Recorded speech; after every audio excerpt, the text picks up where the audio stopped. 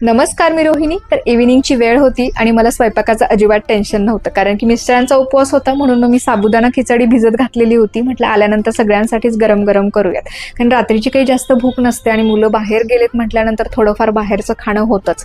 तर इथे ना गावामध्ये आलो आम्ही, नरेगावामध्ये, आणि इथे देवी बसलेल्या आहेत, घटस्थापना झालेली आहे.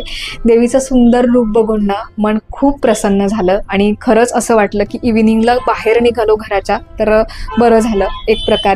आणि त्यानंतर आहे ना आजूबाजूचं बघू शकता वातावरण सुद्धा खूप प्रसन्न वाटतंय. आणि रात्रीच्या ना 8:30 नंतर इथे गरबा वगैरे चालू होतो आणि गर्दी खूप होते, म्हणून मग आम्ही लवकरच आलो होतो. त्यानंतर ना सवयीप्रमाणे आम्ही धायरेश्वर मंदिरात आलो, किंवा सॅटर्डे किंवा संडे 2 दिवसातून एक वेळा तरी आम्ही धायरेश्वर मंदिराला येतो. आठवड्यातून एकदा तरी येतो, कारण की ना कितीही आठवडा बिझी असेल ना तरी सुद्धा आपल्याला इथे आल्यानंतर मन प्रसन्न होतं. म्हणून मग एक 15-20